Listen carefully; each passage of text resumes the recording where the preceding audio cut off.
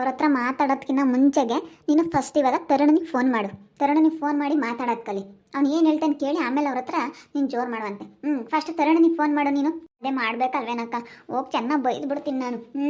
ಹಂಗಿಂಗೆ ಬೈಯಲ್ಲ. ಹೋಗಿ ಅವ್ರಿಗೆ ಡೈವರ್ಸ್ ಕೊಡು, ನಾನೆಲ್ಲ ಬದುಕೋದು ಗೊತ್ತೈತಿ ಅಂತ ಹೇಳ್ತೀನಿ. ಬಿಡಾಕ ನನ್ನ ಜೀವನ ಇದ್ದಿದ್ದಾಗುತ್ತೆ. ಕೊಡ್ಲೇಳು, ಡೈವರ್ಸ್ ಕೊಡ್ತೀನಿ ಕೊಡ್ತೀನಿ ಕೊಡ್ತೀನಿ ಅಂತ ಹೇಳ್ತಾ ಇದ್ದಾನೆ. ಕೊಡ್ಲೇಳು ಬಿಡು. ಅದಕ್ಕೆ ತರುಣಿಗೆ ಫೋನ್ ಮಾಡ್ತೀನಿ ತಡಿ. ನಾನು ಮಾಡಿ ಫಸ್ಟ್ ತರುಣಿಗೆ ಫೋನ್ ಮಾಡಿ ಹೇಳ್ತೀನಿ. ನೀನು ನನ್ನ ಮಗ ನೋಡು ಫೋನ್ ಕೂಡ ಮಾಡಿಲ್ಲ, ಅದೇ ಹೋಗ್ಬಿಟ್ಟ. ಅದೇ ಮತ್ತೆ ಎಲ್ಲ ಫೋನ್ ಮಾಡಿ ಏನು ಮಾಡ್ಕೊಂಡಮ್ಮ ವೈಷ್ಣು, ಏನು ಎತ್ತ ಅಂತೇಳಿ ವಿಚಾರಿಸ್ಬೇಕಾ? ಅವ್ನ ಪಾಡಿಗೆ ಅವ್ನು ಅದೇ ಹೋಗ್ಬಿಟ್ರೆ ಅದೇ ಮತ್ತೆ ನನಗೆ ಅದೇ ಬೇಜಾರು. ನೋಡು ಅವ್ನ ಪಾಡಿಗೆ ಅವ್ನು ಅದೇ ಹೋಗ್ಬಿಟ್ನಲ್ಲ ಅಂತೇಳಿ ನನಗೆ ಒಂಥರ ಬೇಜಾರು ಆದಂಗೆ ಆಗ್ತೈತೆ. ಅವ್ನು ಫೋನ್ ಕೂಡ ಮಾಡಲಿಲ್ವಲ್ಲ ಅಂತ ಮಾಡಿ ಇವಾಗ ನೀ ಏನದಿಲ್ಲ ಏನಂತ ಗೊತ್ತಾಗುತ್ತೆ. ಹೋಗ್ತಾ ಐತೆ ಇರು. ಹಲೋ ಹಲೋ ತರುಣ.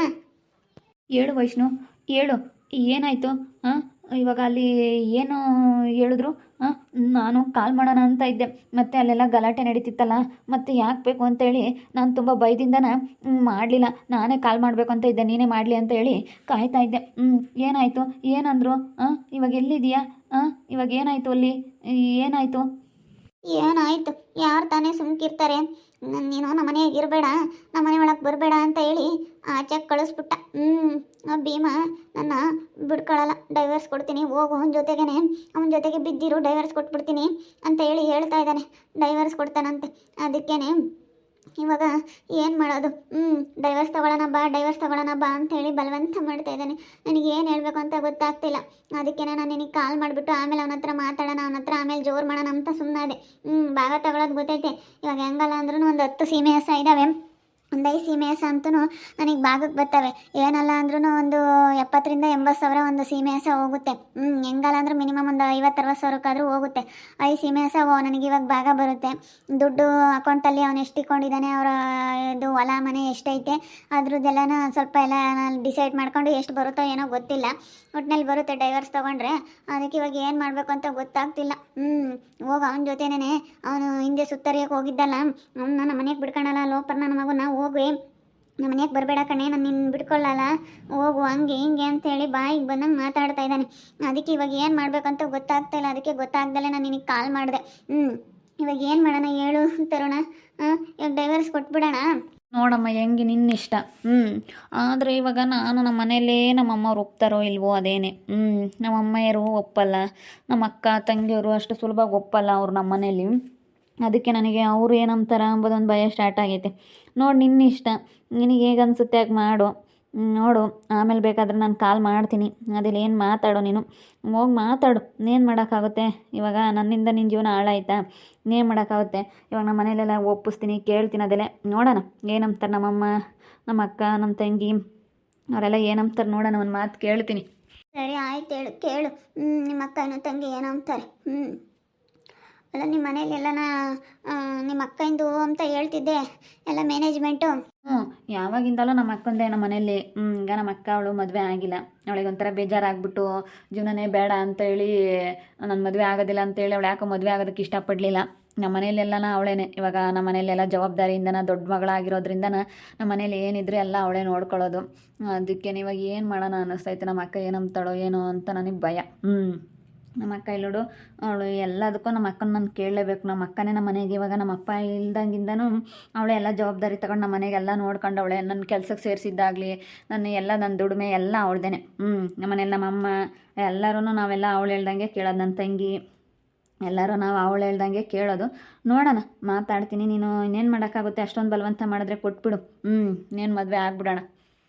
ಸರಿ ಆಯಿತು. ಹಂಗೆ ಮಾಡ್ತೀನಿ. ನಾನು ಅವನಿಗೆ ಹೋಗಿ ಹೇಳ್ಬರ್ತೀನಿ. ನನಗೆ ಭಾಗ ಕೊಡಬೇಕು, ಭಾಗ ಕೊಡ್ದಲೇ ನಾನಂತೂ ಡೈವರ್ಸ್ ತಗೊಳಕ್ಕೆ ಒಪ್ಕೊಂಬಲ್ಲ ಅಂತ ಹೇಳಿ ಸರಿಯಾಗಿ ಹೇಳ್ಬರ್ತೀನಿ. ಹೆಂಗಲ್ಲ ಅಂದ್ರೆ ಒಂದು 5 ಸೀಮೆ ಹಸ 10 ಸೀಮೆ ಹಸ ಇರೋದ್ರಾಗೆ ಒಂದು 5 ಸೀಮೆ ಹಸ ಬಂದೇ ಬರ್ತವೆ. ಒಂದು 5 ಸೀಮೆ ಹಸ ತಗೋಬೇಕು. ತಗೊಂಡ್ರೆ ಅತ್ಲಾಗೆ ಹೆಂಗೋ ಅಂದ್ರೂ ಒಂದು 50,000 ರೂಪಾಯಿ ಮಾರಿರೋ ಎಷ್ಟೊಂದು ದುಡ್ಡು ಆಗುತ್ತೆ.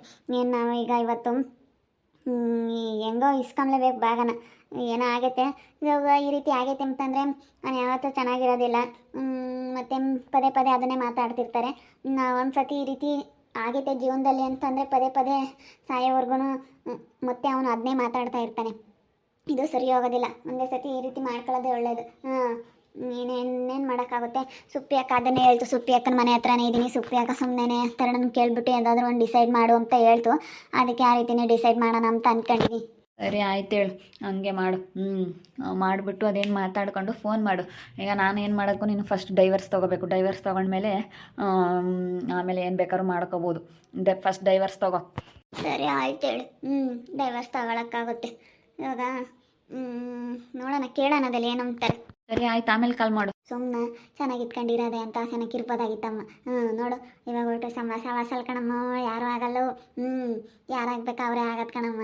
ಸುಮ್ಮನೆ ಗನ್ವಾಗಿರ್ಬೋದಾಗಿತ್ತು ಹೇಳು. ಹಂಗೆ ಕರ್ಕೊಂಡೋಗಿದ್ದ ಮನೆಯಕ್ಕೆ. ಬಿಡಪ್ಪ ಒಬ್ಳೆ ಇದ್ದಿದ್ರೆ ಬಿಡು ಒಬ್ಳೆ ಇದ್ಲು ಅನ್ಬೋದಾಗಿತ್ತು. ಗನ್ವಾಗ ಎಲ್ಲರೂ ಇದ್ರು ನಿಮ್ಮ ಮನೆಯಾಗ. ನಿಮ್ಮ ಮಾಮ ದುಡಿಯಾನು, ನಿಮ್ಮ ಅತ್ತೆ ದುಡಿಯಾಳು, ಯಾರೇನು ಕೂಕೊಂಡು ಬರಿಲ್ಲ. ಆದಾಯ ಚೆನ್ನಾಗೈತೆ ನಿಮ್ಮ ಮನೆಯಾಗೆ. ಎಲ್ಲ ಕಡೆಯಿಂದಲೂ ಆದಾಯ ಕೂಡ್ತಿತ್ತು. ಗನ್ವಾಗಿರ್ಬೋದಾಗಿತ್ತು ಮನೆ ಅಂತ ಸೆನಕ್ಕೆ. ಗನ್ವಾಗಿ ಇತ್ಕೊಂಡು ಹೋಗ್ಬೋದಾಗಿತ್ತು. ಅಯ್ಯೋ ಸುಮ್ಮನಿರು, ಅಂತರ್ತಾಗೆ ಇರೋಕ್ಕಾಗಲ್ಲ. ಅವಳು ಏನು ಯಾವಾಗಲೂ ಬದುಕು ಅಂತಿರ್ತಾಳೆ.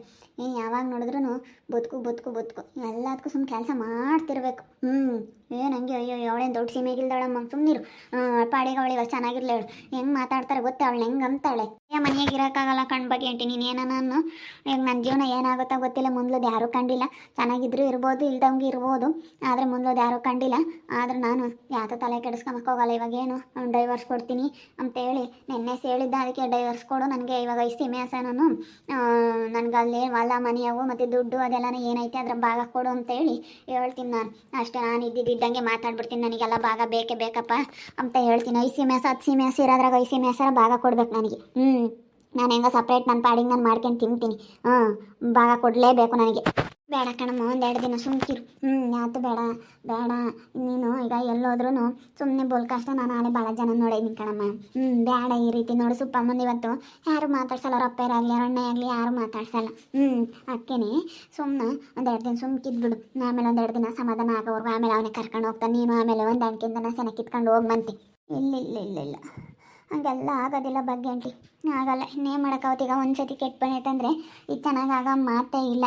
ಒಂದು ಸತಿ ಈ ರೀತಿ ನನ್ನ ಮೇಲೆ ಅವನು ಈ ರೀತಿ ಎಲ್ಲ ಹಿಂಗೆ ಮಾತಾಡಿದ್ದಾನೆ, ಹಿಂಗೆಲ್ಲ ಅಂದಿದ್ದಾನೆ ಆ ಭೀಮಾ ಅಂದರೆ ಅವ್ನು ಇನ್ಯಾವತ್ತೂ ನೆಟ್ಟಗಾಗೋದಿಲ್ಲ, ಇನ್ಯಾವತ್ತೂ ಚೆನ್ನಾಗಿ ಆಗೋದಿಲ್ಲ.